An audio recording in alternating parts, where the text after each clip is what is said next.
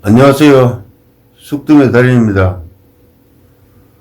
먼저 제 동영상을 시청해 주셔서 대단히 감사합니다. 날씨가 많이 쌀쌀합니다. 구독자 여러분들의 따스한 손길을 잊지 않겠습니다.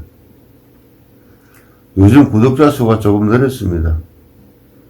그래서 전화 상담이 많습니다.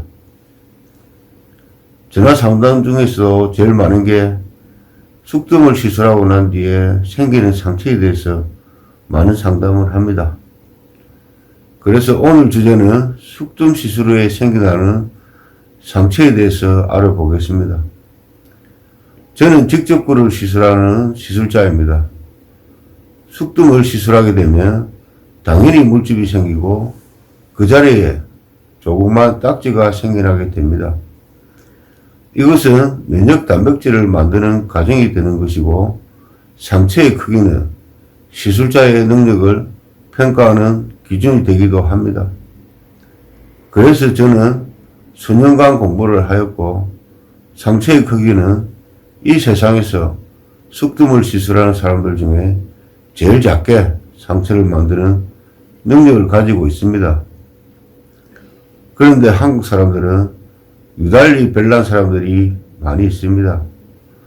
수술에서 생기는 수술 자국은 당연한 것이고 숙뜸을 시술해서 생긴 상처는 매우 안 좋게 생각하고 혐오스럽게 생각합니다. 이제부터라도 숙뜸을 시술해서 생긴 상처에 대해서 생각을 바꾸시고 모든 질병과 통증에서 해방될 수 있다고 생각합니다. 수술한 자국에 대해서 훈장이라고 생각하지 마시고 숙뜸 상처도 나의 질병을 고친 훈장이라고 생각해 보시기 바랍니다. 실제로 숙뜸을 시술하고 난 자리를 보면 그것을 흉이라고 생각하기에는 좀 애매합니다. 그저 숙뜸을 시술한 흔적이라고 말하는 게 맞을 듯 합니다. 더구나 그 흔적이 여태껏 해결하지 못한 자신의 질병을 치료해준 고마운 흔적이라면 오히려 숙뜸을 모르는 사람들에게 보여주고 알려야 하는 아름다운 흔적이라고 말할 수 있습니다. 단 이것은 시술자의 능력에 따라 다를 수도 있습니다. 객관적으로 봤을 때 수술 자국은 숙뜸 시술 후 흔적보다 더 혐오스러울 수 있다고 저는 생각합니다. 그리고 23년 정도 숙뜸을 시술해 본 결과 어떤 경우는 숙뜸을 시술한 뒤에 아무런 흔적이 남지 않은 한우도 보았습니다. 아무리 오랜 시간 숙뜸을 시술한 경우에도 올바른 방법으로 시술했다면 뜸자리가 한동안 남아있더라도 시간이 지나갈수록 점점 희미해지는 걸 느낄 수 있었습니다.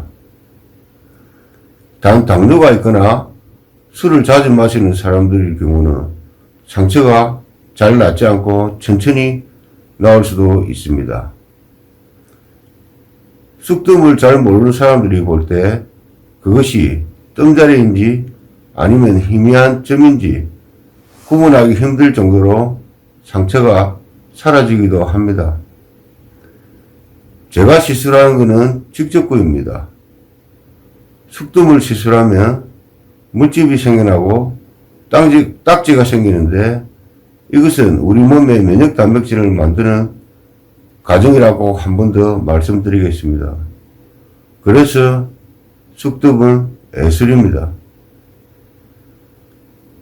다른 시술이나 수술을 하면 목욕하는 것을 조심하라고 말을 합니다.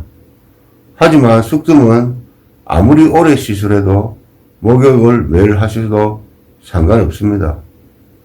올바른 방법으로 숙뜸을 시술하시면 장기간 숙뜸을 시술하여도 뜸자리 또한 크지 않다는 것은 제 생각입니다. 그리고 뜸자리는 자신의 질병을 고치준 아름다운 현장이라고 생각하시면 좋을 듯 합니다. 간혹 켈로이드 같은 특이 체질은 숙tum의 상처가 남을 수도 있습니다. 그러나 잃는 것보다 얻는 게 더 많은 숙tum의 효능에 푹 빠져보십시오. 절대 실망하지 않을 겁니다.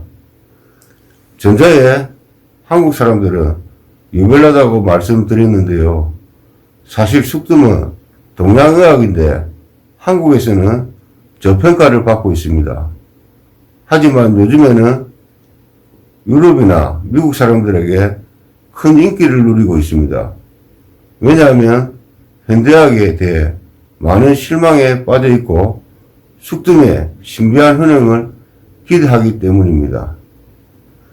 그래서 저는 한국에서 저평가를 받고 있는 이 시점에 숙tum의 놀라운 효과를 널리 알리고자 무료 숙tum방을 운영할 것을 구독자 여러분들과 약속했던 것입니다.